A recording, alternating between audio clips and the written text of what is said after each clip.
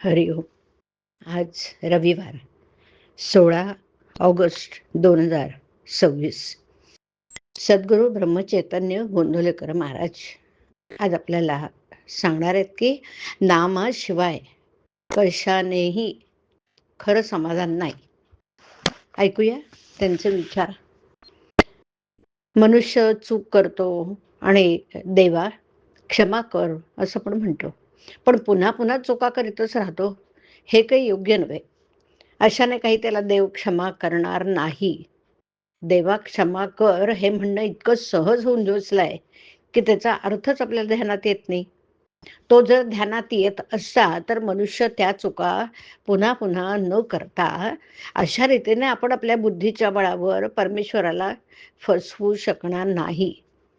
बुद्धीच्या जोरावर जर आपण माणसालाही फसवू शकत नाही तर परमेश्वर कसा फसेल? आपण आपल्या बुद्धीच्या जोरावर परमेश्वराची प्राप्ती करून घेऊ असं म्हणणं कदापि योग्य होणार नाही. तेव्हा शरणागतीशिवाय मार्ग नाही. ते तुम्ही करा. समाधान काही परिस्थितीवर अवलंबून नाही. कितीही पुराण वाचले, ग्रंथ मुखोद्गत केले, प्रवचन ऐकले तरी मनाला समाधान लाभणार नाही.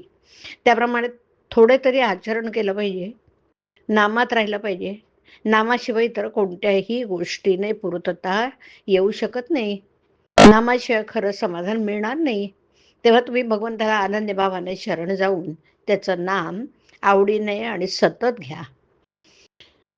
एक गरीब वारकरी पंढरपूरला चालला होता. मोठ्या कष्टाने तो पायी चालत होता. वाटेत एक रेल्वेचं फाटक लागलं. ते बंद होतं म्हणून तो थांबला. इतक्यात तिथे एक मोटार येऊन उभी राहिली. आत एक मोठा श्रीमंत माणूस बसला होता. तोही पंढरपूरलाच चालला होता. वारकऱ्याच्या मनात आलं, देवा तुझी एवढी निस्सीम भक्ती मी करतो, परंतु माझी ही दशा आणि हा लबाड व्यापारी, याला मात्र तू सर्व ऐश्वर्य देऊन आरामात पंढरपूरची यात्रा घडवतोस. काय तुझा हा न्याय?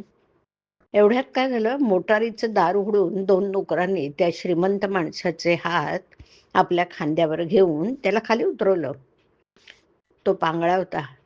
वारकऱ्याने विचार केला, पांगळाहून आरामात पंढरपूरला जाण्यापेक्षा गरिबीत पायी जाणं बरं. आपल्या जवळ जे नाही ते ज्याच्यापाशी आहे तो सुखी असला पाहिजे हे आपण धरून चालतो, पण तसा तो नसतो.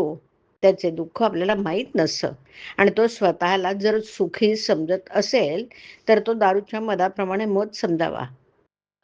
आहे त्या परिस्थितीमध्ये समाधान मानणं हाच विषयाची पकड ढिली करायचा उपाय आहे.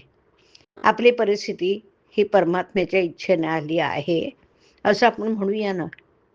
आणि असं जर आपण केलं तर दुःखाचा आणि सुखाचा आवेग कमी होईल. ज्याचं समाधान भगवंतावर अवलंबून आहे त्याचं समाधान कोणत्याही परिस्थितीत टिकेल. हरिओम. हरिओम तत्सत. हरिओम.